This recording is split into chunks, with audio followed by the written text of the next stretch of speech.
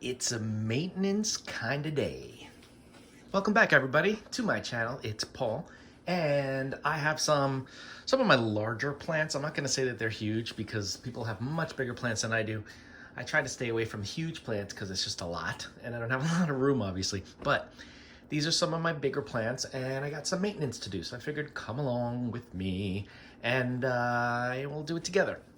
So before I get started, don't forget to give this video, if you enjoy it, a thumbs up, and subscribe if you haven't. Why not, right? Let's just go all out. Anyway, okay, this plant, we're gonna start right now. This plant you guys have seen before. This is one of my Cryptanthus plants, and it is, you know, we kind of talked about it, and I decided not to cut it, not to take the babies that were growing because it had bloomed and it was started to pup, and I got a bunch of pups and it's just all over the place, a little bit dry. You can tell the leaves are curling, so I'm gonna have to water that after this video, but I have a lot of dead leaves, as you can see, so I'm going to work on that first, and then I'm gonna check the soil, see how that's doing. All right, these don't come off that easily, so I gotta cut them. I have to cut them like this, just like this. 1, 2, 3. I'm not going to count how many things I'm cutting, but yeah, these plants are super easy to propagate. Once they're mature, they start to make pups, just like any other bromeliad. The difference is the pups don't always come from the base. Sometimes they come out of kind of like the middle of the plant. And as you can see, there's a plant here. You can see all these growth points. There's a bunch. But we discussed this, guys, so I'm not going to separate them. I'm just going to keep growing it into a huge clump of Cryptanthus. A lot of dead leaves here. Most of these leaves, as you can tell, or all of them actually maybe, are from the mother plant, because once she starts to send out pups, she starts to gradually decline and pass away. I feel weird saying that. I can't speak right now. I think we got some bugs here too. I feel weird saying that because to me, these pups are just branches off of the main stem, the main growth. So I don't like to say that the mother dies. It's just that branch dies and the pups come out of that. So the leaves come off of that main branch, for lack of a better term. But as you can see, the rest of this plant is doing very well. Let's pull out, oh, we got another one here. I'll take that out. Let's just see what the roots look like. They're typically shallow. They're shallow rooted. Wow, look at that. Completely root bound. Wow. So I'm probably going to end up, I'm not going to do it today, but I'm going to end up repotting this at some point into something a little bit bigger. And now I got to dump out all this stuff. But yeah, that's really interesting. But as you can see from the size of the plant, those roots are nothing compared to the plant, right? So, so this is all the stuff we pulled from it. I can toss this. The roots look okay, and this will not get repotted today, but soon it will be. And now I'm going to water this because it's dry. These guys like to have like, I don't want to say wet feet, but they like to have damp substrate. So I usually bottom water these guys because it's not so easy with all of these pups popping out. So, so yeah, well, this one soaks in all of the water. It's a cool plant, right? You can tell it's been in the shade. I didn't finish my sentence. While this sucks up the water, we'll move it aside and work on the next plant, I was going to say. But this plant, when it gets sun stressed, let's see if I can find some leaves. You can see some of these older leaves have that reddish maroon kind of coloring to them. But because this has not been in any bright light or direct sun, the leaves have been turning green, which is fine because it's still kind of cool looking. It almost looks like rhubarb. Okay, moving this out of the way. Next up, we have an aloe hybrid Kokedama. This is a big one. This is a biggie, biggie, biggie. This has been, you guys have seen this one too. I don't remember how long it's been, but I like to check on the root ball. And look at that. We've got root growth coming out of the bottom, which is just fine by me. I let these dry out completely. Right now, this is completely dry, and that's probably why a lot of the leaves are kind of curly. But there is a lot to clean up here. Well, not a lot. There's just some tips to clean up because it's been dry a lot. But, you know, these guys like to dry out. They kind of need to dry out before, between waterings. It's not really too much to do here. It's looking pretty good. You can see we've got a lot of pups on this plant. We've got 1, 2, 3, 4, 1, 2, 3, 4, 5, 6, 7, and then this is the main. And I'm not sure what type this is. I don't have a tag, but it looks like some type of, I don't know if it's a candlestick aloe, some type of a tree aloe because it grows a nice trunk and it grows tall. But I love these plants in Kokedama because you just forget about them. You don't have to worry. Even when they're thirsty, the roots just start looking, as you can see. But it's doing well. I really don't think there's much else to do for this one except water it. What do you guys think? It's kind of cool, right? It's like a big old aloe bush.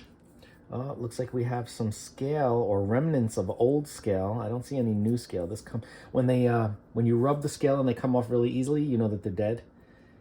I don't see any that are giving me problems coming off. So it might just be an old scale infection. It looks like there may be some sort of bacterial issue going on with the spots that I see on some of these leaves. So I'm gonna spray it down a little bit with some alcohol, maybe some soap, but otherwise I don't see, oh, wait. Look at this. See these guys here? Let me get closer so you guys can see. These look like, or at least some of them look like living scale, the lighter ones. They come off when I use my nail, but yeah. All right, so this definitely needs, and that's an old leaf, a really old leaf. I've noticed that pretty much all plants, they are more susceptible to pests like scale, mealybugs, all that sort of stuff when they're dried out too much or too often. Because this is a succulent, I do that regularly, but see how they get kind of like, the leaves get dehydrated and kind of flimsy. That's when they're very susceptible to pests because it's easier for them to pierce their mouth parts into a soft leaf like this, as opposed to a fresh, firm leaf like up here. So the newer leaves seem like they're okay, but it's sacrificing its older leaves to feed the newer leaves because it has not been watered often enough or in a while. So I will water it, and then I will spray this down just to make sure we take care of the pest issue. But otherwise, doing good, right? I like it. I love my aloes in Kokedama. So that is gonna be, let me water this one now. Give it a little drinky poo. A little drink. I'm surprised. I thought there was gonna be more to do for these guys. But they're pretty easy to maintain. That'll absorb all of that water relatively quickly, but that's all I'm gonna give it. Doesn't need more than that. Let me wash my hands because I touched some bugs. I don't want to transfer to my next and last plant for this video. All right, next up we have my Plectranthus grandidentata. This is the large-toothed Plectranthus. Can you see it? Is it in the frame? I just love how this plant grows. It is really, really cool. It has scented leaves. The leaves have a really interesting fragrance to them, almost like a soapy fragrance. It's related to the Vicks plant, the Vicks Vapor plant, but it doesn't have that kind of scent. It's almost like a perfumey soap scent. That's kind of the way I would describe it. Look at all of these growth points that are just waiting to go nuts. It's interesting because I see this and they stay like that for a while, unless and until you cut the tip. Then they'll like activate to really start growing. But I don't want to cut the tip yet because I kind of like the fact that this looks like a little octopus. Look at that. Isn't that cool? I think so. Okay, let's see what we got. These are in lava rock. This needs to be watered as well. You can see the roots are everywhere in here. I don't want to pull it out of here and disturb them right now, but you can see there are roots everywhere. I'm looking for any dead or dying leaves. I'm gonna take off anything that's yellow or not looking so healthy. These are old leaves, look at this, really old. This one doesn't look so good. This one does not look good either. Otherwise, these plants aren't so bad. I was expecting them to be a lot more, I'll take this one off too. I was expecting them to be in need of some, like an ICU or something, but this one's yellow up here. Take this one off. It's looking good. You can see that it has the Nutricoat fertilizer, those pellets in here, doing well. I can't wait for this one to bloom. I have not seen flowers on this one yet. I know that they're probably going to be a purpley or a whitish color. The most Plectranthus have like a purple or pink, white, blush kind of color to their flowers, but I have not seen these yet. I've taken a couple of cuttings from here already, and I have little plants already growing. Oh, look at that. Look at the bark. It's starting to get like fissures on the bark, on the stem. Like it's like a little trunk. I love that. I want this one to get really big. I just don't know how I'm going to do that yet. But anyway, so yeah, I think that's it. Let me just water this one. And then I think we're done with this video. This was too fast. Okay, I need a little more. I like to fill it up like a third of water so that it stays hydrated for a while. There we go. And that's pretty much it. If you have any questions on any of these plants that you have seen, even though I really didn't do too much, I feel like I got away with this scot-free kind of. But if you have any questions about Plectranthus or Cryptanthus, wow, they sound the same, or the aloe hybrid, reach out, let's talk. I'll let you know how I've been growing them, where I've been placing them in the house, and they're pretty old. None of these are new, so they're doing well. But yeah, we'll talk about it. Don't forget to like, comment, share, and subscribe. Hit that bell if you want to be notified, and I will see you in the next video. Bye-bye.